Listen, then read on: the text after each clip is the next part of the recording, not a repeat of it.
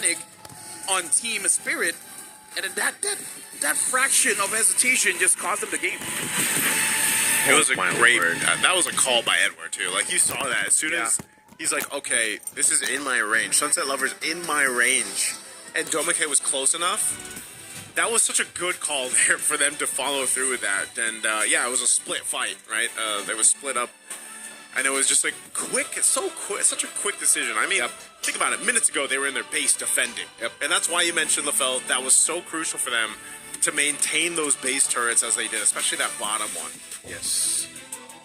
Man, well played to Aurora. And I gotta say, man, just the smallest of mistakes, like not resetting the Lord properly, can have drastic impacts on the game. And this is a very good example. If you guys wanna, share with your friends how one small mistake, one tiny mistake leads to all this, leads to a whole end, bro. Yeah, maybe that go reset. Maybe that explains UA's pose now, bro. A tiny mistake is all mistake. Yeah, and here's the thing. Usually we're very critical about mistakes, but in this mistake, it's actually more towards Aurora, because that mistake was not a huge mistake. It takes a very strong team to capitalize on that, because again, against other teams, they might not be punished that hard. But against a team like Aurora, you make that one mistake and then the game is just over. I think that's a very good example, like you guys are saying, how a mistake can really turn the game around. But it also shows that you need to be a very good team. You need to be well coordinated, because again, not everyone went towards Sunset Lover. Yeah. They were split. Some make sure Hiko gets taken care of. Some make sure that Sunset Lover was taken care of. And now we're looking at the MVP by the official gaming phone, and it's going to be Edward 2, 3, and 7, making that crucial play. That catch caused them to win. Yeah, that's what I was saying. When you even look at the way that Edward played this game, when we take a look at the highlights here in just a second, is, there was times clearly when the Sora setting things up with the Torrent, or just being able to, there wasn't too many times, obviously, where he was the damaged Sora that we've seen usually in the gold lane. And it was that crowd control, it was that presence to be kind of that front line if he needed to.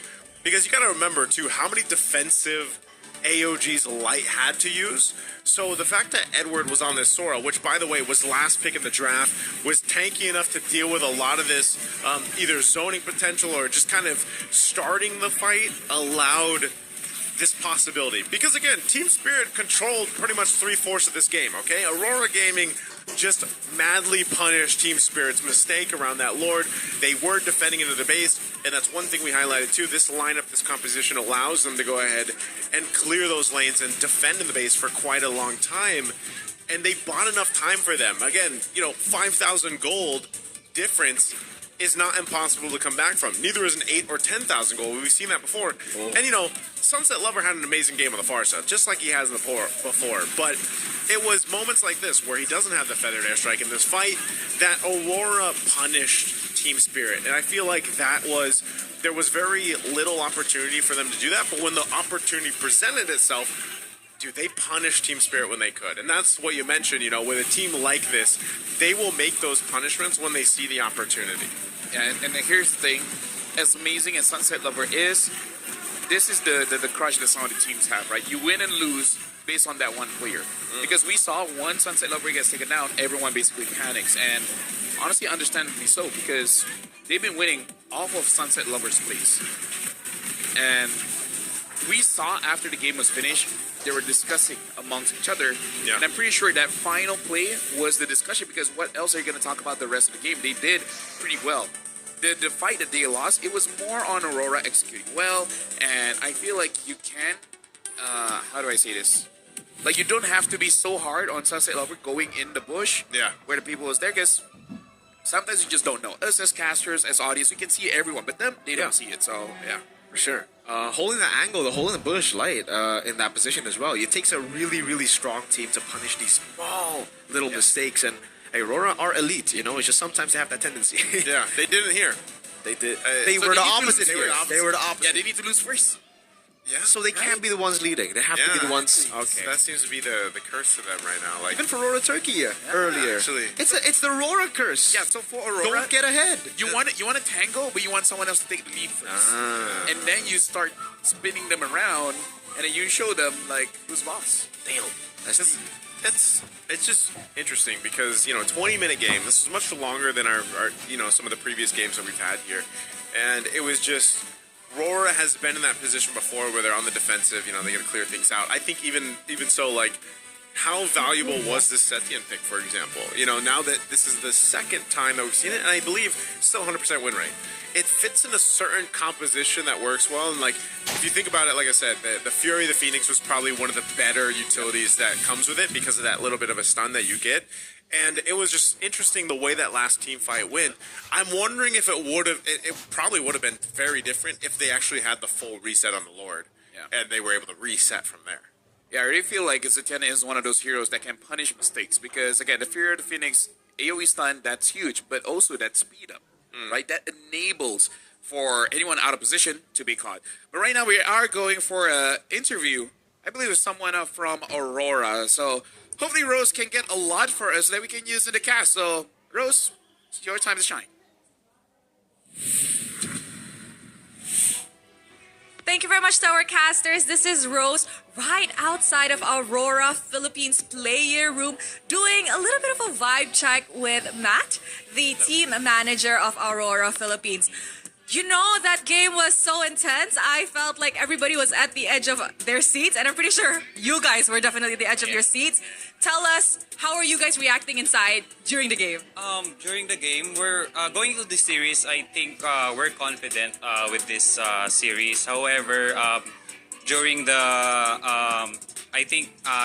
game one, there was this situation wherein Team Spirit got the lead. So all of us, even the coaches, even the staff, were like, there's a bit nervous for us because we felt like Team Spirit will snowball for the whole game one. However, when we saw that in the snap of in a blink of an eye, their Team Spirit, all players of the Team Spirit were just wiped out, and then we're just cheering for the team. Is it endable or we need to reset, something like that? So we're happy that we won the game one, and it's an advantage for us to get a 1-0 lead going to this series. Definitely. Right now we are at match point, but how about the players? Were they also shaken up? Did they not expect to win game one actually? I think they're used to this kind of situation because during the MPL season 17 we're having this same situation. So I'm confident with the players that they are composed, and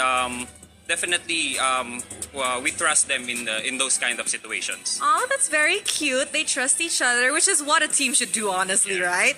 Now, let's talk about how the players reacted when they found out that they were going to be meeting Team Spirit. Because if we recap, just a few days ago, Team Spirit is coming off from a really good momentum after beating Onyx ID.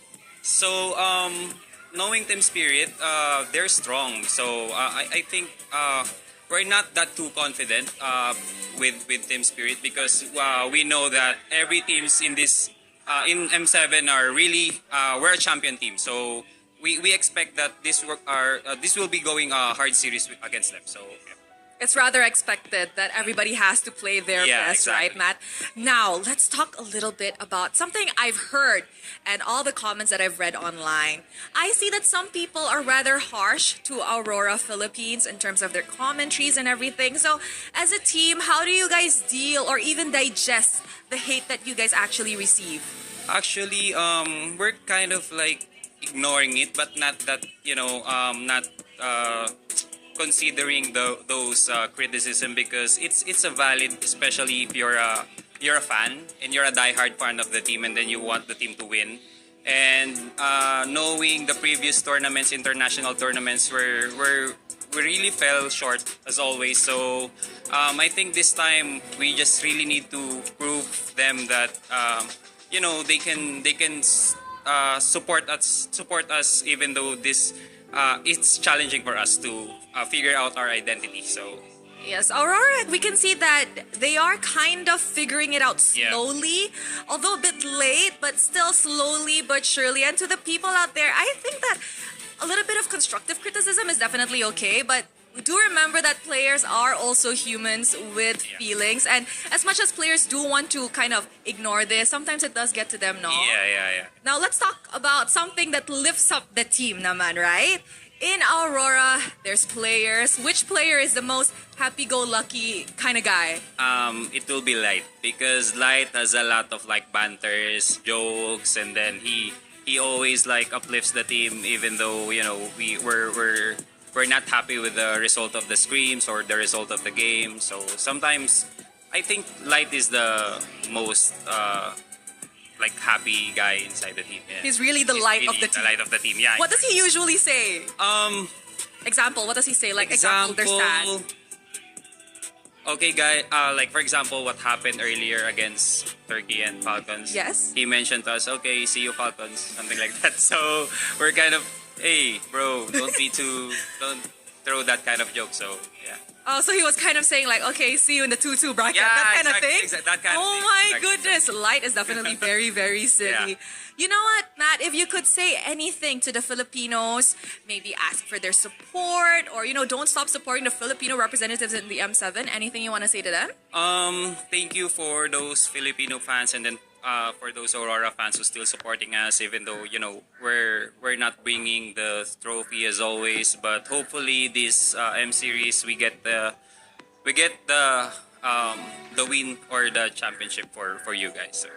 How about to your boys? Anything you want to say to them? For the guys and for the coaches, just do what you're always doing outside and inside the game. Especially, I know we always saw the hard work.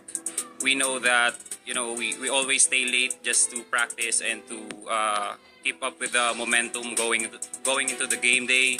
So yeah, we trust you and then we'll support you no matter what. So.